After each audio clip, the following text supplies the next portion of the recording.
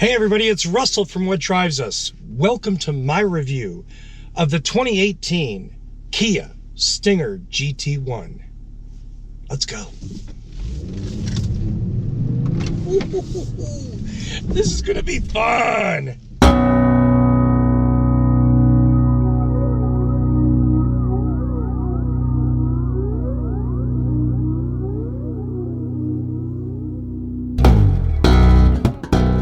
The 2018 Kia Stinger GT1. This particular one, there are several different versions. Like I said, this is the GT1 version. It has a twin turbo V6 delivering, I'm going to mess this up, let's say about 360 horsepower. It's rear wheel drive, and even with the traction control on, it's not difficult to get these tires to cut loose. Now, I didn't do it there, but you know, I'm an old guy, and when I was a kid, doing things in cars that I shouldn't have done, we mostly raced in straight lines. That was what cars, you know, I came of age in '77, so we were driving late '60s and early '70s cars, and they didn't corner, you know. I tried it once in my '70 Cougar and almost lost it. So, you know, new cars designed to appeal to young, aggressive drivers, have different characteristics. Yeah, there's the Dodge reissues, but honestly, I don't personally believe those are marketed at younger drivers. Those are marketed at people my age trying to relive their youth. So this car's where I'm going with this is this car is designed for somebody other than me. It's designed for somebody who loves to drift, who wants to see these tires cut loose in a rear-wheel drive vehicle, and isn't concerned about keeping maximum traction all the time. I look at that and I go, well, even with the traction control on and corners and stuff, this thing cuts loose all the time. I look at that as like, that's inconvenient. I suspect that most of the drivers who buy this car and want this car enjoy that. So what I'm trying to point out is that my point of view isn't necessarily the definitive one. It's one point of view. Otherwise, this is a nice car. And I don't mean otherwise like that's a bad thing. I mean, in other words, this car has a lot of nice technology. It does have Kia's full dynamic cruise control, which is nice. It has auto stop. The auto stop's kind of weird the way it's implemented. Don't have the air conditioning on, for instance, because it'll stop and start and stop and start. It's not so good. But the controls are well laid out. The stereo's nice. The cockpit itself is comfortable and well put together. The Stinger is arguably a nice looking car. It may not be your style, but there's nothing ugly about it. I got lots of comments, favorable comments about this car as I was driving around in it. And I use that as a metric because, you know, every week I'm driving a new car. So what do people say where I go places, and they see, you know, they see me and they wonder what I'm driving this week, and they go, oh, that's nice. The Stinger's cool. I think it's interesting. Kia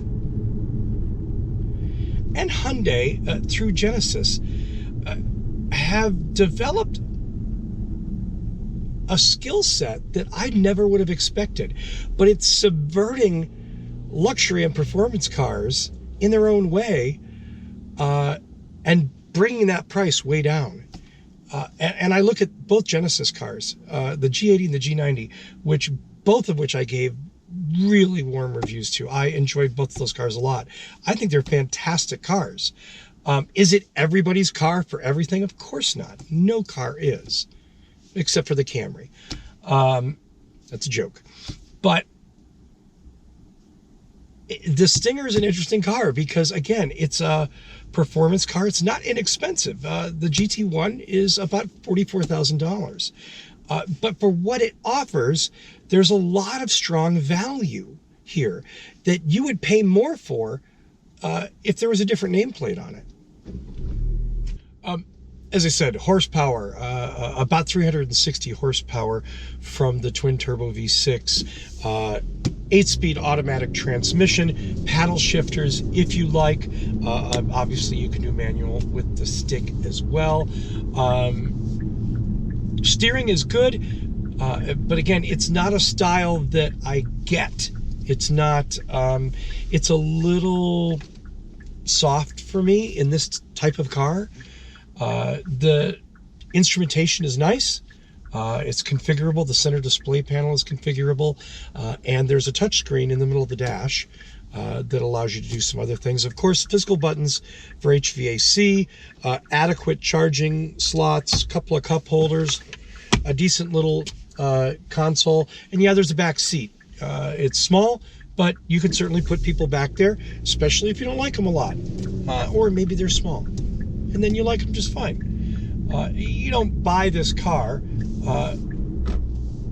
so that you can carry passengers. You buy this car because you want to have fun in it. And that's what it does. I think the surprise for me came doing some freeway driving, commuting back and forth in this car. It gets very good gas mileage when you drive it on cruise control or when you drive it with a very light foot. So that's an important detail. A lot of these high horsepower, small sports cars never deliver decent gas mileage. And, you know, again, for a car this size, MPGs in the upper 20s aren't fantastic, but that's better than a lot. So that's definitely something. It's a strong point. It's not as though spending $44,000 means you're going to enjoy pumping $3 or more per gallon gas into the tank.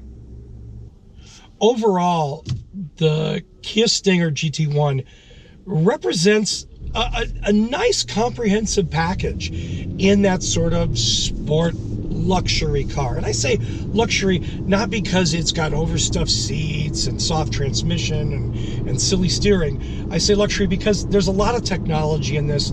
This isn't some bare bones rocket, you know, with a manual 6-speed. This is a highly evolved, technologically advanced vehicle with a twin-turbo V6 and a really nice 8-speed automatic transmission. I think the other thing about the car is that it's not a one-mode vehicle. It's not that sort of manual kind of slalom car. This is a very civilized car, and if you drive it conservatively, you'll get good MPG. You'll have a nice, comfortable car. It has a comfort setting in the drive mode, and that does make it very pleasant to drive. So if not always wanting to be in a sports car is something you like, if you maybe don't have multiple cars and you want this car to kind of cover a couple of different bases, this is an excellent choice. So yeah, I think the Stinger GT1 is a cool car. I think it's interesting that Kia's entry into this sort of luxury sports car is strong. There's a lot of value here. For the money that you spend, it's a lot of car. It's a lot of cool technology, and it's a blast to drive. If you don't mind going through back tires, and trust me, you're going to go through back tires, this is a great car. Thanks for watching my review of the 2018 Kia Stinger GT1. Please check us out on social media. We're at facebook.com/whatdrivesus. We're at Twitter @whatdrivesus. You can follow us on Instagram, see the pictures that I post from the cars that I'm driving that week, and that's @whatdrivesusshow. And finally, and most importantly, youtube.com/whatdrivesus. Please go there. Please subscribe. We need those subscriber numbers. That helps support the show. It costs you nothing. And the only thing you pay for it is an email when we post a new review or a new weekly show. That's youtube.com/whatdrivesus. Thanks very much. As always, thanks to Kia for the loan of the Stinger. And thanks to all of you, most importantly, for watching, because that's why we do this stuff. Have fun out there. We'll have a new car for you next week. Drive safe.